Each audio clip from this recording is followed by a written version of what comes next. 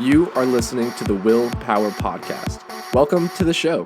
I am Will Holdren, and I talk with some of the most influential CEOs, entrepreneurial leaders, and thought leaders to reveal the secrets that have led to their success. I believe that with the right knowledge and mindset, you can do anything you say your mind to. So if you want to learn how to change your life for the better, if you want to learn how millionaires actually became wealthy, or if you want to develop and start your own business from the ground up with the right knowledge to help you, then you are in the right place because this is the Willpower Podcast.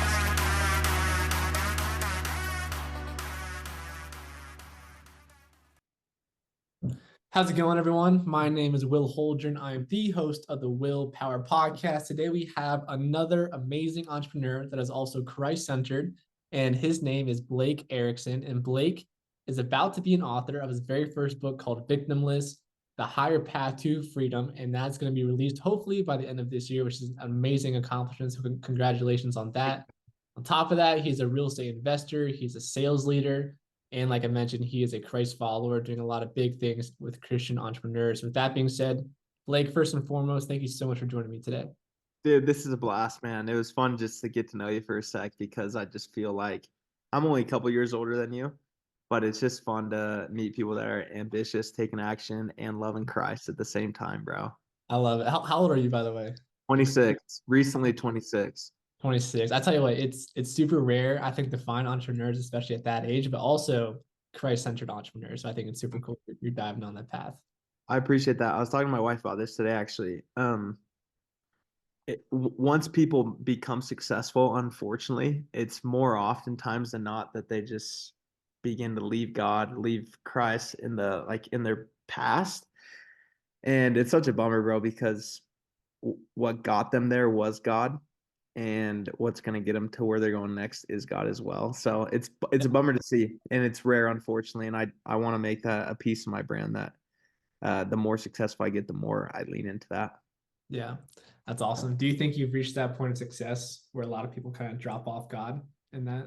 Yeah. So I'm in an industry where we do door-to-door sales, and look around, we have a lot of different competitors in the area who all start out really, really religious and dedicated and focused on God and Christ. Yeah. And unfortunately, as I see their net worth and their income grow, I see their commitment to God and Christ decrease. So as their net worth increases, their commitment decreases to God, unfortunately. And like I said, it's more common to do that than to stick with it, unfortunately. Yeah, that's a good point. And like you're just talking about, I think a lot of people, they go to God when they need him, right? But once they have some stuff going for them, but not really in that state of desperation, then it's like, I don't really need that anymore. I'm good to go. Oh, he got you there, man. Give him credit. Yeah, so it's kind of important, very, very important to stay kind of in that mindset with God. Agreed. But yeah, man, I want to jump to your story. So obviously you're 26, you're absolutely crushing it yourself. So taking back, how did you first get started in entrepreneurship? What was that? So, yeah, great question. So when I was in high school, I thought I wanted to do physical therapy, which is crazy to me. And then from the ages of 18 to 20, went served a mission and lived in Peru for 2 years, taught the gospel of Jesus Christ. And that was life-changing for me for many reasons. One reason, as far as the entrepreneurship goes, is they have these things called mission presidents out there, and they kind of like guide all the younger missionaries. And my mission president was a mentor to me, and I got close with him, and he was an entrepreneur. And for the very first time in my life, he retired at 35 by just selling multiple different companies and just having his hand in a couple different baskets. And for the first time in my life, I was like, wow, okay, like people can retire by 35. Like people can make 50, 100, $150 million in their 30s or in their 20s. And so his mentorship was so crucial for me. But even more than that, the evidence and his story of like, hey, this is what I did, created this thought in me. It's like, well, if he can do it, why can't I? And that was the first evidence I had seen of someone being so rapidly successful. So leaving my mission, 20 years old, coming back to the United States to kind of start my life, I just was like, well, if I want to do a lot of good and if I can make a ton of money, I can do even more good with it. And I think the best way to make a ton of money is to be an entrepreneur. And my mission president did it, so I'm going to do the same. So that's kind of how it all sparked and got started. Interesting. Interesting. I love that. And to your point, I have the same mindset. It's like if you can make a lot of money, that means you can help a lot more people. For sure. Naturally, the bottom line. There's a weird stigma around like money, entrepreneurship. Is it really good for your relationship with God? Does God want you to be wealthy? You know what I mean? I think a lot of people have that pull and tear, like in that mind's like, man, I don't really know. You know, like, is it greedy if I go out and buy a Lamborghini, right, for 200,000? Yeah, That playing at all, you know what I mean? So, for sure. but I think a lot of people I talk to, they're also older entrepreneurs, right? So that they really have a different mindset on stuff. But you, obviously, you're younger. You really have a different vantage point on all this stuff. Same thing with me. But from your perspective, how do you see that? Is it a bad goal to be wealthy? Is it a bad goal to want and go get that Lamborghini? Can you do both and still have a good relationship with God and be a good God-fearing entrepreneur? So touch on that for a little bit if you want Yeah, to. I'd love to. So money's a magnifier. Money will only make you more of what you already are. So if you are a greedy person, the more money you get, the more greedy you will get. If you are a giving person, the more money you get, the more you will give. And so the world today needs more wealthy people that are good. We have a lot of wealthy people that are not good, and we need as many wealthy people that are good as possible. And I want to be one of those because I believe the more money I have, the more just good I'm going to do. The more I'll serve, the more I'll be able to give, the more of my time, talents, and resources I'll be able to give. And so, absolutely, if your heart's in the right place and you're intentional about what you want to create, what legacy you want to leave, what kind of impact you want to have, and what you want to do with your money, I think it's absolutely crucial to make that a major focus in your life because where your focus goes, energy flows, and like what you focus on expands. And so if you're not focused on getting wealthy, you're not going to get wealthy. So I think 100% if your heart is in the right place, you should focus on getting wealthy. And you should have a game plan once you're wealthy, what good you're going to go do with it. And I think when you have that game plan, God wants to bless you even more because, dude, once again, God wants more good people with a lot of money in the world today as well. Yeah, I think God can definitely put that desire inside someone too, right? To be wealthy. Yeah, Like I think He put your mentor in your life to show you that, hey, listen, in today's day and age, you don't have to wait to be 65 plus years yeah, old. yeah. You can really go out there and make your own business. And it's really never been easier to be successful in today's era. I mean, it's still not easy, but it's never been easier. You know what I Great, mean? So great. now's the time to really go out there and do that. But I think I talk to a lot of young entrepreneurs and people that are trying to break into these industries and really get their own brand off the ground, really get their own business off the ground. And they're trying to have God, they're trying to, grow it with him as well. And a lot of them just struggle to have that patience of realizing that it might be until you're 35 when you're Yeah, 60. And you're yeah. like you're young 20s and you just want to see everything like now and instant, just like how everything is in society. So have you experienced that in your own career path and how do you stay patient? And what would you say to people that are, kind of going through that same mindset? I think the bigger that you want to play and the bigger the result that you're going for, the bigger the opposition will be. It's inevitable. I think it's actually part of God's formula. Like he wants, before you go do anything big, he wants to know if you actually have what it takes and actually want it. It reminds me of a law that's in the Bible. Have you heard of the law of the harvest? The reap and sow You kind of thing. got it.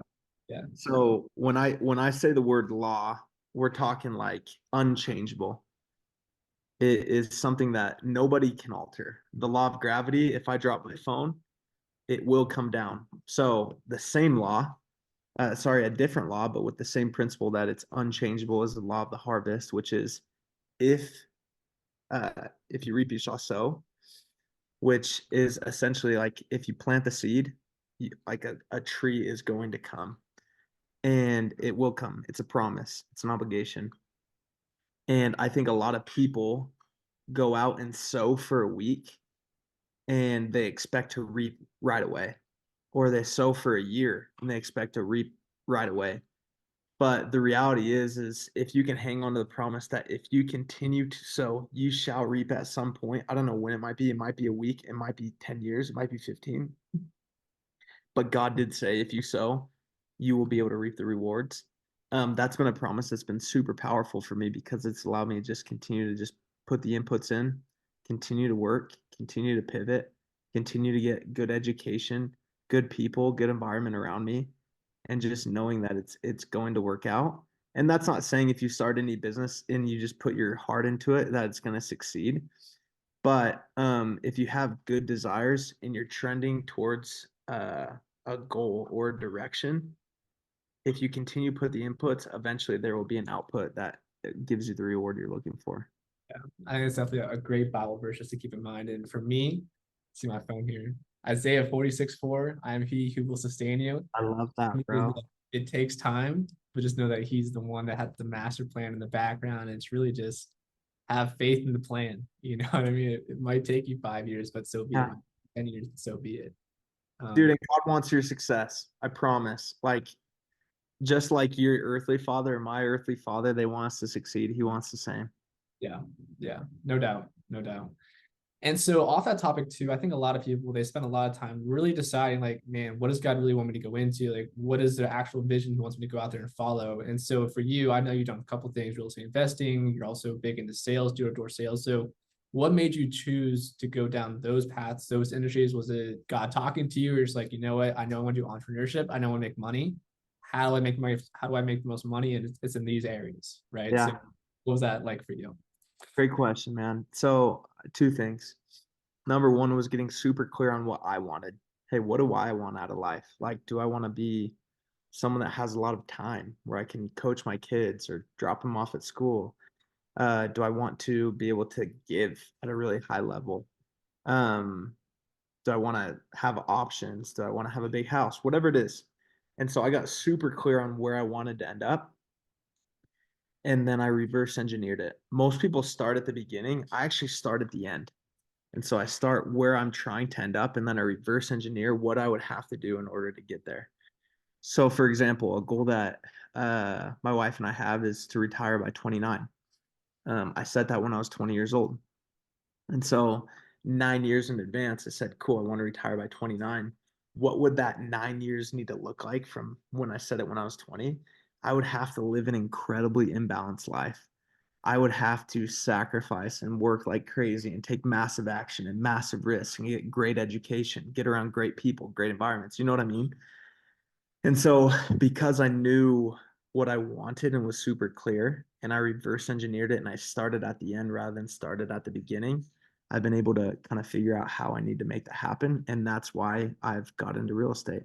And that's why I've got into sales, because those are the steps needed to take that align with that end goal. Does that make sense? Yeah, no, it makes sense. Yeah. And additionally to that, what most people, if you're listening, what most people should do is they should do a personal assessment of what their gifts are.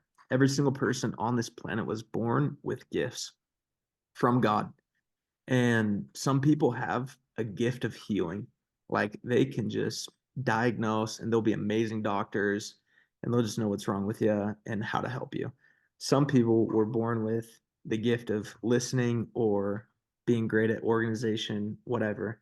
I believe a gift I have is a gift of communication and a gift of just understanding people and connecting with people. And so I did an assessment where I said, cool, what are my like top 3 gifts? Yeah. And then what are the industries or jobs that I can leverage those gifts the best? And that's what I've done. And so a mixture of those two is what's put me on the path I'm on today. Yeah, I love that. And it's kind of eerie like how similar we are to like the kind of I think I got the same We gifts. gotta come. I gotta come out to Georgia and hang out. Yeah, yeah, I love that. And to your point, man, those are really great gifts to have that you can take with you in any industry and really make it blossom to a high level. So Thank you. see. I'm kind of curious, do you think you're on track to retire at 29? Yeah, we're on track, brother. That's fantastic. How many properties do you guys currently have? So we currently have 12 and we are in the process of, well, we have a deal under contract for 12 more units. So I'm hoping to double my real estate portfolio. That's amazing. That is so cool. And then what do you do for door-to-door sales? What are you primarily selling? So we sell pest control. For those that know door to door and that or that don't, it's a really unique and interesting industry. It's 100% commission based. where we get just a bunch of college students and we go out in the summers and we sell a service or a product. And literally, if you don't sell, you don't make money. But what's cool about it, excuse me, what's cool about it is you get these college kids that are making 30 grand in a 4 month summer, or 50 or 70, or I have guys that are making over $200,000 in the summer. And so it's one of those just cool opportunities, man. If you can be a grinder and resilient and have grit and just go work, um, which most people don't want to do in this day and age, you could really go like write your own check for yourself, which is fun. So why pest control of all things you can sell door to door? Yeah, great question. So there's a couple different products. The reason why I've chosen Pest is it's the most scalable. And the reason I say that is because it's the easiest product to sell at a higher volume. And when you're in sales, you want to sell products consistently. For example, solar, like a really good solar week is selling like one or two deals. A really good pest control day is like 7 or 8 deals. So for that reason, people stick it out better and the retention is higher and there's less people that quit, and which then makes them want to come back the next year and bring friends and come back the next year. And so we've been able to scale. We have 250 people that work for us now, which has been fun. Wow. So is this like your own company where you have these people working underneath you going door to door, or are you part of a company? It's funny. So we're all 1099, we're all self-employed. And then I have my organization of 250 guys. Like And network marketing? Is it like in, that? yeah, we're essentially very similar model. And we are contracted to go sell with this company that we work for called Hawks. Okay. Nice. Nice. So we don't like, yeah, we get paid from Hawks, but we're not like W-2 or Right. employees with them. 10 and 9. That's awesome.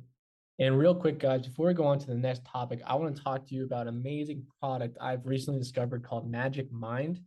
And Magic Mind is a very healthy and amazing alternative to coffee. It has 13 amazing ingredients that will really help you out during the day. One of the ingredients is called turmeric. It helps support healthy blood flow to the brain and body. Now, this is not like coffee. This will actually help you have sustained energy. It helps you reduce your stress, and it will help you relax during the day.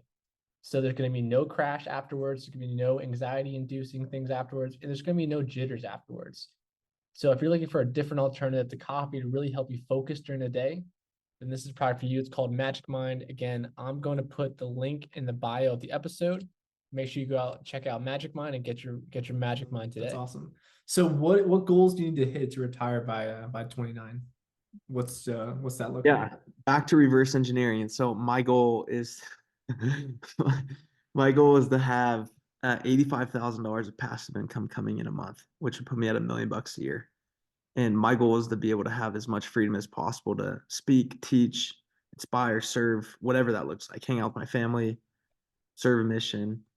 And that's why I try to make as much money in pest control and then dump it all into real estate, because I think real estate's one of the best passive plays to scale that. So I would, back to reverse engineering, if I need to get $85,000 a month, I need to own about 175 doors in the next. That's amazing. So what do you currently target? Are you trying to do multifamily? Are you going after big apartment complexes, or what's the strategy? Yeah, I think the next step's apartment complexes. Multifamily makes it a lot easier. I have fourplex, multiple duplexes, stuff like that. But now we're getting into like the 12 plexes, and the bigger, it's just easier to manage, and it's a little bit less energy versus having 24 houses or just a 24 unit apartment complex. It's a lot easier to manage. Yeah, that's amazing, man. So are you staying all in Utah for all that stuff? No, I get pretty flexible. So I'm in Kentucky, Indiana, a lot in Utah, done some stuff in Idaho. So not really closed off too much. Yeah, so you're just all over the country. But Yeah. I Which love may it. which may not be the right strategy, but I'm just, if Hey, the math works, it works. it sounds like it's working for you, Thanks. So I mean, It's it's honestly very inspiring to see like you, man. Like you're absolutely crushing. You're 26 years old. You already got 14 properties. You're about to double that. I mean, you're crushing it with the pest control, door-to-door sales. I mean, you can really see how God is, moving you in your life. And like I said, I think it's important to make sure the right people are wealthy, you know. It's You're that, kind. Dude, that's a great quote. The right people need to be wealthy. yeah. So I think that's you heading that direction. Thank you. But yeah, I want to jump into your story a little bit. So I think a lot of people, they want to start a business, right? Maybe it's real estate investing, maybe it's something else like that, but they struggle finding the capital up front. They struggle, especially if you're a younger person, going out and actually getting investors because you're young, right? So no one wants to do that. But for you and your story, like how did you first accumulate that capital, get started in real estate? Was it just from doing door to door and pest control? Was that how you kind of made that first breakthrough? Because so many people struggle with that first breakthrough, right? So what was that like for you? Yeah, great question. So I'll tell you how I did it, and then I tell you what I wish I would have actually known and did. Yeah. So I did my first summer selling. I started a couple different companies, window washing, Christmas lights, stuff like that. They all just went average, you know. Yeah. And then I went and sold pest control for summer. I made 118 grand in 4 months, Wow. and it was amazing, bro. It was life changing for me. That's I insane, man. You know when dude, people make six figures ever in a year and how you dude, it is crazy. Like the most, like truly the most money I ever had in my bank account before that was $3,000. So, life changing, bro, completely. And I'm so grateful for the opportunity and just grateful for all of it. But when I got home, I was like, cool, let's go buy a property. And I'm trying to get pre-approved, and no one's gonna pre-approve me, bro, because I got 1099 income and I only have 1 year of like they of don't pre like that. Yeah, they want you to have a W-2 I'm income. like, dude, this is crazy. And Yeah. so what I ended up doing, I just found a duplex for 110 grand. And I was still making a little bit more money. So I just bought it in cash. And I don't recommend anyone doing this, but I just bought my first deal in cash because I want to get in a deal. I want to multiply my wealth. I want to start creating passive income. Yeah. And that's kind of when things started taking off. And then the next year I went out and worked. I tripled my income, quadrupled my income, excuse me. And then that allowed me to buy more real estate. And then just ever since then, it's just allowed me to continue to scale. Yeah. Um, but I have maybe regrets is the right word, but I wish I was more informed. And here's what I would tell my 21-year-old self. Um, there's always a solution. For example, I'm buying a property right now, and I have this weird thing on my credit that AMX is saying to the bank that's affecting my credit score. And as the lender and I've explored different options, there's a solution to get that off my credit, which I would have never known. But the reason I say that is because you don't need money, credit, or like history in order to buy real estate. The more I've gotten into it, and I have buddies today that go find great real estate deals, and then they go to someone like me or someone else with money and they say, hey, I have this amazing real estate deal. Do you want to partner on it with me? You bring the capital, I'll do all the work. I found the deal, I'll negotiate the deal, and we'll split it 60-40 or 50-50 or 70-30. And they literally, it takes no credit, it's nothing on their debt to income, no capital. And so as I've gotten older, I've seen like all these different ways you could get really creative and find a solution around real estate. And so if you're telling yourself the story right now that you need capital in order to get started, I would invite you to say, how could you get creative with what you currently have? And what solutions could you find in order to still go do the thing that you want to do? Right. You gotta think about it as an entrepreneur would, right? Take all Yeah. the Yeah, you know? exactly. How are you going to figure this out? Yeah. Yeah. Well, that's incredible. And I don't know if it's much of a regret for you because obviously, I mean, it's, you definitely could have done a lot dumber things with your money at 21, spending That's it. true. So I think you can't be too upset with that decision. But that is Thanks. super cool to see. Have you had any like really key mentors in your life that you'd say helped you get to where you are? Dude, I have so many, and actually a lot of them are dead. Um, Hmm. and what I mean by that is Napoleon Hill was one of the best mentors of my life. His book, Think and Grow Rich, was like fundamental for everything I've been able to create. Yeah.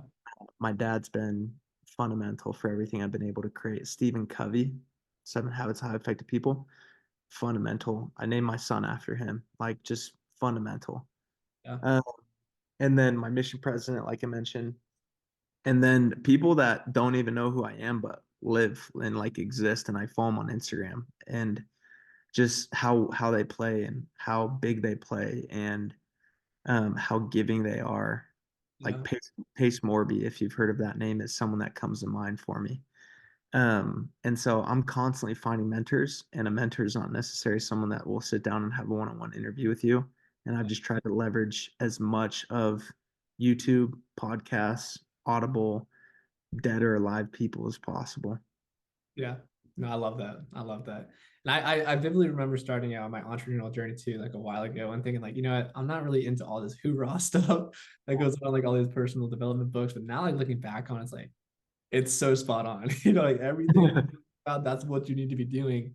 Yeah. And you might look weird to everyone around you for like the first couple of years because no one else is doing what you're doing. And it might be like dumb, like why am I reading this book? Nothing's happening right now.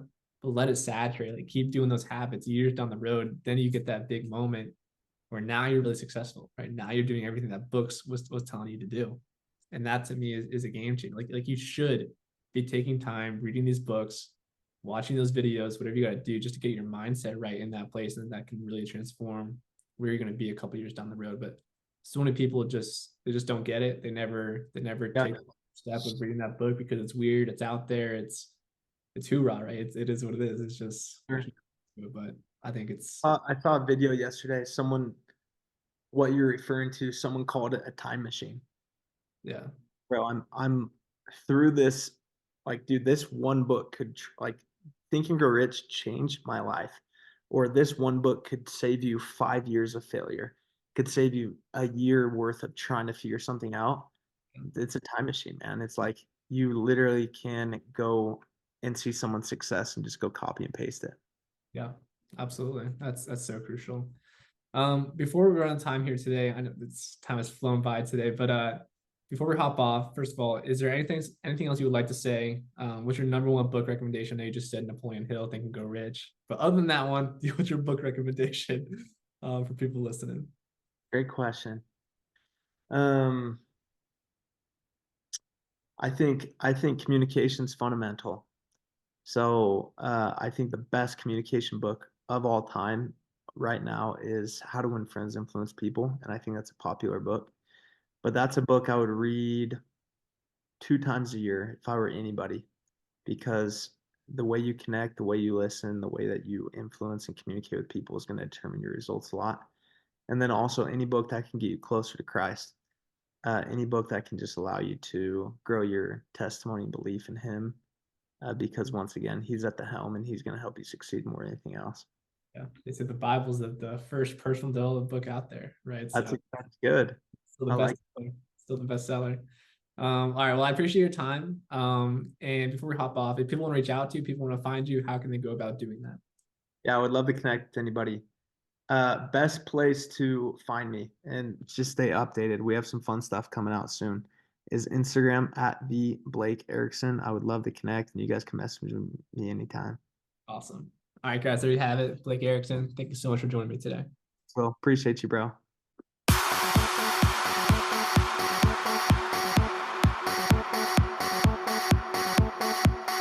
We hope you enjoyed this episode of the Willpower Podcast. If that's the case, help us spread the message of positivity and simply wanting a better life by giving us a 5-star review. Until next time, have a great week.